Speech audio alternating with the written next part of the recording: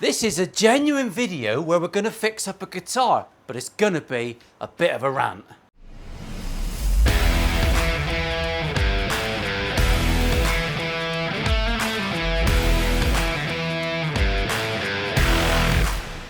Battery exhausted, she says. I'm fucking exhausted. Now, welcome back everyone. My name's Paul, this is Milehousestudios. I'm not going to be ranting all the time, but it's the 5 days of summer here in the UK. The workshop, I am soggier than a fucking otter's pocket. It is hot in here. So I've come down today on a bank holiday to do one job only, and that is to fix up the shittest SG on the scale that I've seen in a long time.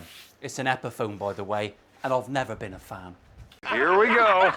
So this thing belongs to me mate Tim, the owner of the left-handed Harley Benton that I so expertly demonstrated upside down in a previous video. He's treated himself to what should be a lovely guitar, but it's not. It's got some issues. It shouldn't have these issues, and that's why I'm a little bit pissed off. This is the Tony Iommi SG Epiphone. It's nigh on £1,000. A fucking grand. There are guitar companies selling absolute world-beating guitars for 800 quid. Like, staggeringly good. This thing, the only thing it's got going for it is the case, which is a little bit nice. It's got fluffy bits. So, what is wrong with this thing? Let's, before everyone gets all fucking up in arms, I think an expensive Epiphone quite often is a terrible, terrible purchase because of these reasons, all right? There's lots of bad reviews. It's not just my opinion, and to be clear, my opinion's worthless. I know you don't have to go all Michael J. Fox on the fucking keyboard. It's a shit opinion, I know, but I know a little bit more than some of you and a lot less than some others. So I'm on the spectrum, shall we say? Yeah, you can say that again. Up the noose if it gives you a sticky knuckle. Now, this thing here, they come with a terrible wraparound bridge, which rocks forward a monumental amount. It's a piss poor bridge for a £1,000 guitar. It's got frets that are all over the shop. They rock all over the shop. These fret ends are the sharpest fret ends I have ever felt on a £1,000 guitar. Now, here is the crux. It's fixable. It's fixable. It's got some interesting P90s in it, which I'm sure will be lovely. Voiced by Gibson, they'll be fine. When we've done the work on this, this will be a lovely SG. Whether you think it's better than a Harley Benton SG shaped thing, or an Epiphone, or a Gibson, whatever your train of thought is, that's fine. Some people love the name on the headstock to be the right name. You do you, brother. That's the theme of this channel. Now, bear in mind, this is a massive purchase for Tim. It should be lovely. On paper, this thing's an absolute whopper. Yeah, it should be great. So the experience of getting it, and he said to me, his word, since I've got it, I've already played it because the Harley Benton I did for him and set up is about 1,000 times better because that was actually a pretty good beast. And we set it up with flats. I did a full fret level recrowning polish. And it was an absolute worldie. It was lovely. It was fine. The numbers all worked. And most of the time, that's all you need. It had overpowered, soggy pickups. But I'm not going to mark it down on that. Overwound pickups, hot things, hot humbuckers. Can stick it right in the... Now, out of the box, let's just do a couple of very, very quick measurements. Because at this point, I'm telling you it's irrelevant because it's unplayable.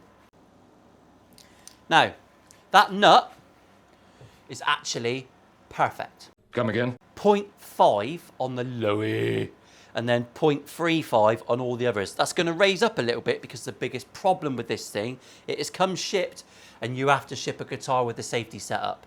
You can't be shipping it with buzzy buzzersons all over the shop. This thing, on the lowy, on the 12th, it's got a 1.1 mil action. If this thing was perfect, that is still unobtainium. You've got to play with a lot of distortion to have an action that low, because the sustain, sorry if you were just sick in your mouth, plays like butter. It's not going to work for you. And it's 1.05 on the high E. So the action is slammed as low as you would ever really want it on a guitar. If you're a string bender, that's way too low.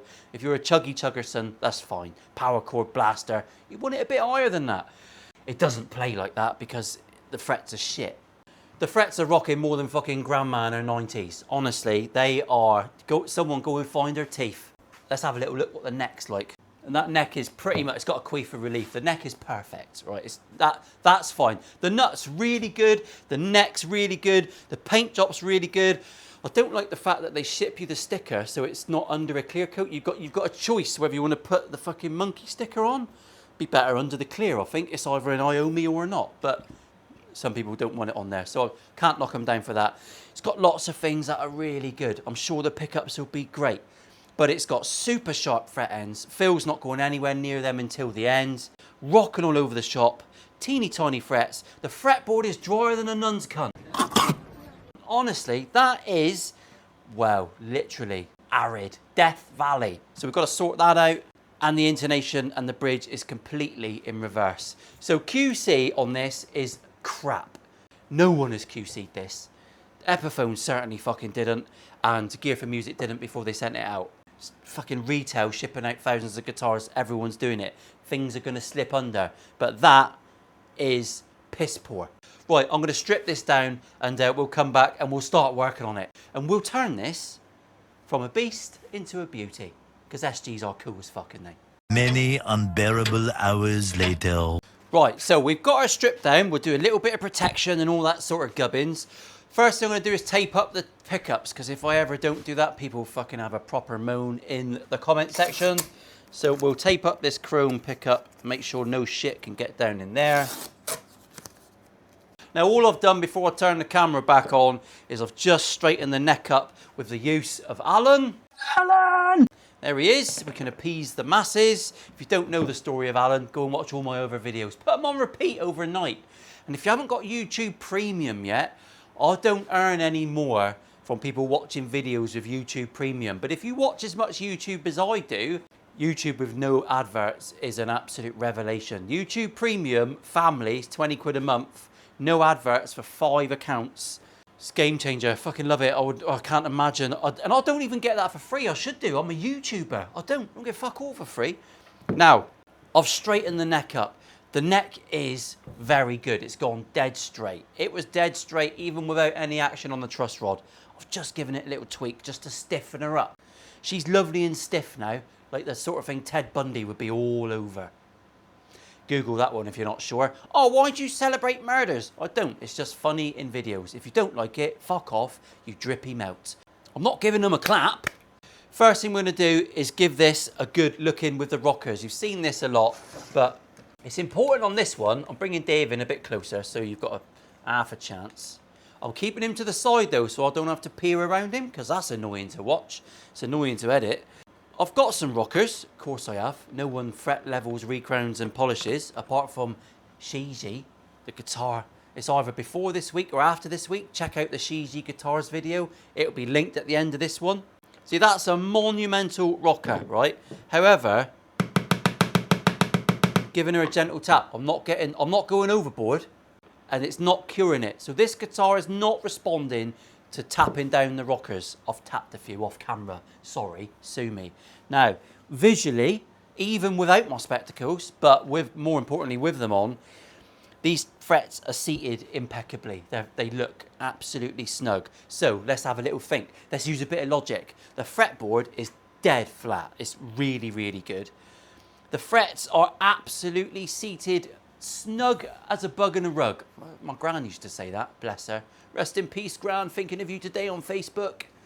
She ain't fucking reading Facebook. If you've ever said you miss your Gran on Facebook, she is not fucking reading it. Have a word with yourself. If there's social media in heaven, I ain't going. Fuck that. Imagine that, dying and still having to deal with all that fucking wankery and all you cuntards in the fucking Facebook luthier groups. Ooh, imagine that for eternity. Whew, I'll leave that in the edit. Facebook luthier groups can fucking ram it right in the shitbox. Back to the action, shall we? These are perfectly well seated. The fretboard is dead flat. Logic would suggest it is mainly imperfections in the fret wire. This is tiny fret wire. It's the smallest fret wire I've seen on a Gibson. Very tight. Described as medium jumbo online. It's not medium jumbo. Absolutely not. It's very small. So I'm going to do a fret level recrown and polish on this. I've been up and down and checked for like the really bad rocks. I'll do it again for posterity. Just see, I've got a bit of a rock there. It's just not responding. I can't tap anything down. Could try and hit it a bit harder. Nothing. Now, to be fair, I have had worse frets on the guitar, definitely, but not at £1,000. I've had frets that are fucking 1,000,000 times better than this on sub £200 guitars. It's disappointing. It's not a deliberate knock, but it is a knock because it's funny, but it's shit, isn't it? It's not very good. Triple check that your leveling beam's not going to take the chrome off your P90 because that would be a bad day, wouldn't it?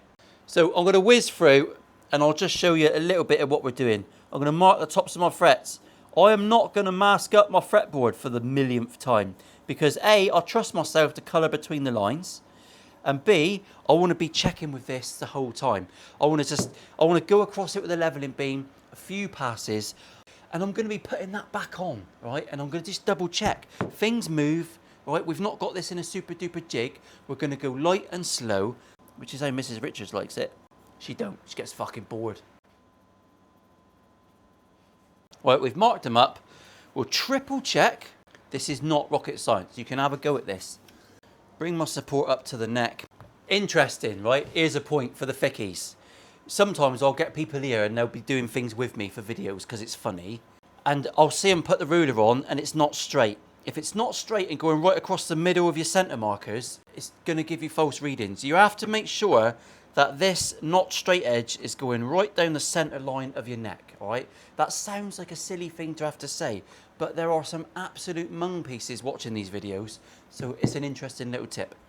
Not you, Trevor. You're one step ahead of that if you're watching.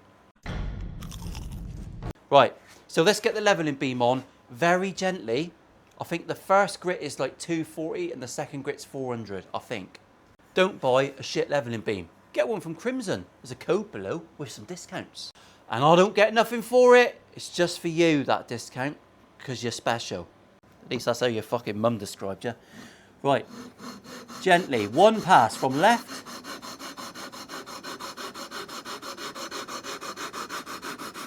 To right, and then start again. See how we've got, you can see your dust. See all that dust there? And we've got a little bit of dust here. So we've got some low spots here. And we've got, I know I've got some savage rocks over this end, but we're mainly, so we've got a wave of shit. This is because fret wires come from a batch. It's extruded. So over that 1 metre or 1.2 metres of fret wire, the thickness, hardly anything, but it's going to be waves. It's going to come. And this is what you can see on the neck. Some guitar companies, I'm sure they just cut their fret wire and it all just goes in a massive bin. And they just take out random pieces and you won't see these patterns. But other companies, it's probably coming from a real, I'm pulling this right out of my ass. It's a deduction I'm making from the experience I've gathered, which is limited. Calm yourselves.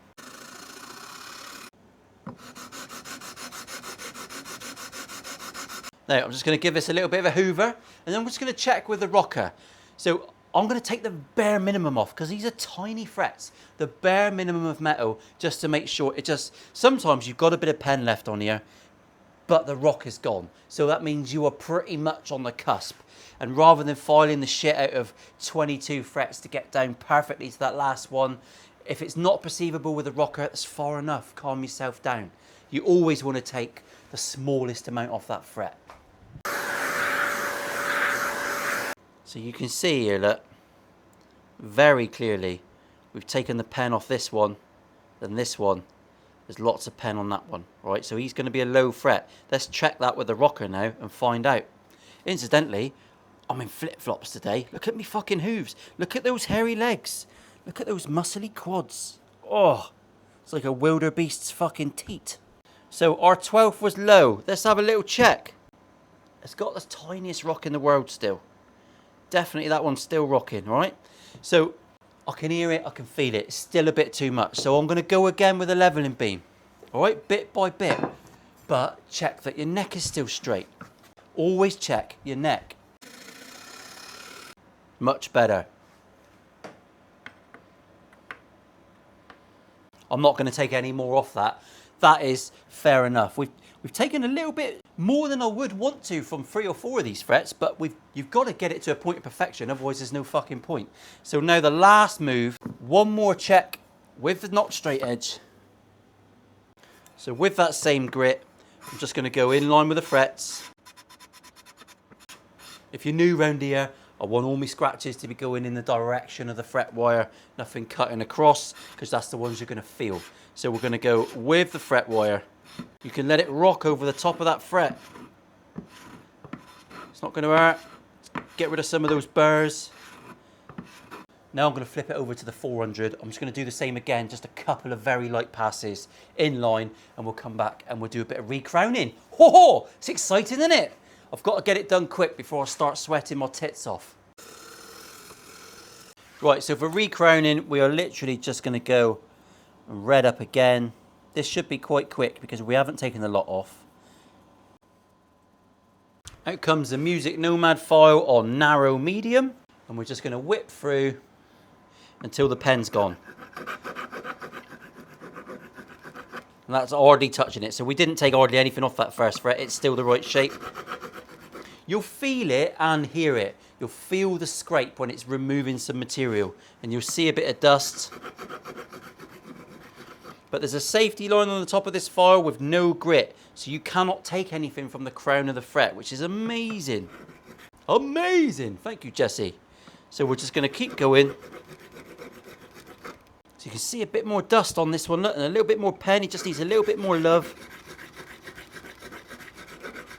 So that was a high fret, and he's looking good.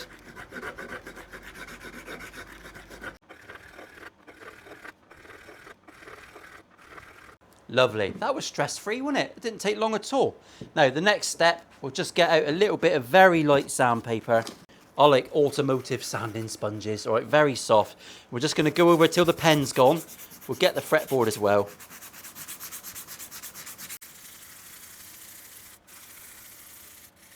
Lovely. Now we'll do some fret ends. It's the same every fucking week, isn't it? But it's interesting for you to see what's going to be going on in these sorts of things. So, cheeky crimson fret end dressing file. The short end has got a rounded profile, so you can't dig in. The long end has got sharp edges, and you can dig into your binding. You don't want to be doing that. The binding actually feels rolled and fine. There's nothing wrong with the binding. So well done, Epiphone. You got something right. Fucking hell. So this one, I mean, they're sharp as fuck. So we're just going to roll around.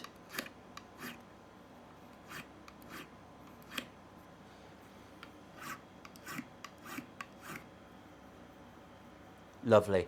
That's fine. I mean, that's basically the process. All around, over the top. Very gently. I'm already pressing. If you start pressing, you're going to be digging in and doing fucking horrible things. So just gently, let it roll over. Right, I'm going to cut the cameras and do the rest of these because I don't want to go home with 72 gig of fucking extra data that I don't need to put on the computer when I get in. It takes ages. It's expensive, isn't it? Hard drives at the minute. Fucking storage at home is getting tighter than a weasel's piss flaps. 15 minutes later. Right, so we're pretty well polished up. Welcome back. That was about 10 minutes of me watching shit on telly. So we're on to the fretalization. We're going in dry. I always go in dry. I used to polish frets wet with Brasso and all sorts of fucking weird shit and Dremels, and you've got to mask it all up. I like to do as much work as I can without masking a fretboard up because it involves a big cleanup, and I can't be bothered with that, and a lot of tape and all that. You can get shinier frets. Yes, you can. You can get mirrors if you want, but we're going to go fretalizer. There's a link below to a discount on this. This is the best tool I've found in 2 years of doing this fucking bullshittery.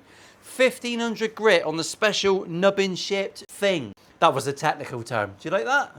We're just going to whip up. Right, if you get, is an interesting one for you, right? I'm going to go up 5 or 6 passes on each fret. If you slip off and ring the doorbell, go in the wrong hole, right? As we're all guilty of every now and again because it's not as long as some of the ones you see on other anyway. Just use the one you're using, this end bit that you can't normally use on the tool anyway. And just do the, and just get rid of the mark. It'll be fine. You've marked it with that, so you can polish it out with that. Makes a bit of sense, doesn't it? I know people don't like making sense. So we're going to whip up. I'm not pushing very hard. People have asked that. I'm not pushing very hard. Obviously, I'm pushing, but not particularly hard. We're only polishing at this point. Right, that's the 1500. You can see that we've just taken a little bit off. Hardly, you're not going to affect the height of the fret. We are just polishing with this gear. Now we're going to go 2-4. Make sure there's no creases in your paper because it will not stay on. It'd be a pain in the ass. All right, you want it nice and straight and easy to go, and then we'll just whip up with a 2-4. Now, you can tape up your frets at this point because you don't need to check whether or not your fucking neck's straight and level. It doesn't matter now, does it? With time and experience, you'll get quite good with the tools you've got. And I'll give you the same advice I used to give me mate if he was pulling a 10 to 2 bird, all right? We've all seen it happen. Make sure you double bag it, Steve. She looks like a fucking fridge freezer. 2 wraps of the rubber band, all right? Double bag for the win, gents. Can't be too safe. 8,000 is where the magic really happens. Now the next thing I'm going to do is that is savage. So I'm just going to give that with the same file. In fact, you can use any file that's got a safety edge. We'll use this one because it's a bit more aggressive. This is the same sort of file. It's got some sharp edges, it's got some rounded ones. I'm going to get him on that nut. See that corner there? You don't need it. So I'm just going to go around and up and over. And I'm just going to knock a bit of that off. Just gently. It's weird stuff. It's like a graphite, Chinesium, bonium sort of stuff. So we'll use this one to finish it off because it's super smooth. Now, if this was a new neck and it was unfinished and I was putting the guitar together, I'd be hitting this with loads of sandpaper. But I don't want to be touching all the glossy finishes and stuff. Bit of 400 sandpaper folded up into a stiff little chunk. Lovely, that's a million times better. I have got phenomenal nuts though. Never gets old, never gets old. Right, here's the secret sauce, the little bit that I've probably not shown you before. Whatever oil you eventually go for, we're gonna go for a bit of lure today. I do like a vintage discharge, but we're gonna go lure today, just for a special one. Get on, beans. No, fucking stiff as a badger. I didn't make that, but I do like it. I'm not sure if it's supposed to be dead. Right, if you search for Lure lemon seed oil, cold pressed, using the feet of angels. Plenty of it on, don't fuck about. Quite smells like when my lesbian auntie put perfume on for a christening. Didn't suit her. She was rough as rats, you wouldn't fight it. There's no end to the amount of things you can lubricate with a bit of Lure. He'll snip that and use it on an Instagram reel. I'm being milked like a teat by those fuckers. Right, I'm going to let that soak in now. I'm going to turn the cameras off, let that soak in for 20 minutes. I'm going to go and have a cheeky beverage. And we'll come back, we'll wipe it off. And then the secret sauce is, I'm going to go over it again with the 8,000. Just quickly blitz up, right? Once I've got that oil wiped off, we'll do it again with that. And then we're ready for a setup. I'm not going to show that because I'm quite lazy. And I'll be bored later editing this. And it's about 4 million degrees in my living room at the minute. But I'm not going to moan. I've been moaning about the cold for the last 9 months.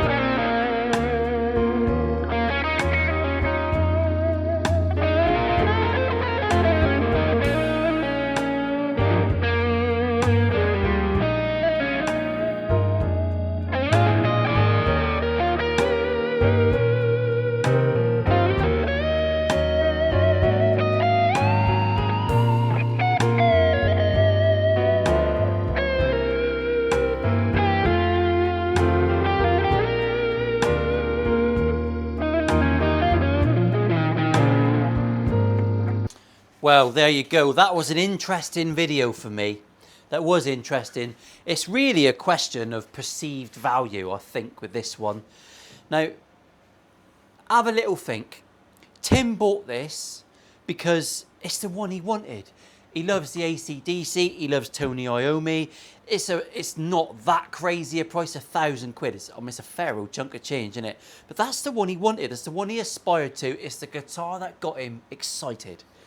And that's how we all buy our guitars. Incidentally, he's matted up the back of the neck himself using bad techniques he's learnt from my videos. Good on your bite, he's had a go. He's a carpenter, he's not a fucking mung piece. He knows how to do things. Now I've set this up and it's got perfect frets. It's lovely, feels lovely, even though I'm playing it back to front and inside out. There's nothing wrong with it at all. Is it better than a cheap SG, like a Harley Benton or anything? Not really, I don't think so. You could ask yourself, oh, it's this mahogany's better quality because it was grown in a slower forest. Probably not, it's an Asian SG, innit? So I think £1,000 for this is fuck off phenomenally too much money. This was screwed together in a factory and 0 fucks were given. The setup was piss poor. The intonation was 9 miles out. The frets were fucking dreadful. There are companies doing this better than you for a quarter of that price. All day long. There's loads of them. Which is why Fender are suing the shit out of everyone at the minute, because they're shitting their pants. Because people are doing it way better than them for a lot less money. Gibson have got the same problem. It's no secret I'm no fan of Epiphone, because this is a story I see over and over and over again. They are supposed to be competing with the lower end, but all of a sudden they've elevated themselves to do this mid-tier bullshit, but they haven't raised the quality. But it is a Tony Iommi special. It comes with a special sticker and a patch that Tim's sewn onto his pants. It's got some lovely P90s which are very unusual, really like them. It looks cool. It's lovely. It's almost a Gibson. It is a great guitar now, but it wasn't out of the box. And for me, that is a fat fail. But Tim will love it now, and so he should, because it is cool. Special wave, everyone. It will divide opinions, this one. It will. There's a lot of Epiphone lovers out there, and I don't blame you. A lot of them are great with the works done on them. A lot of them, you couldn't tell the difference between a Gibson and an Epiphone if they'd been set up in the same way on the same bench. You probably will think you would, but you wouldn't. That's bullshit. Just watch some of the blindfold tests online. I've divided enough. I'm going now. It's hot today. I'm going to go home and do fuck all, basically. See you later.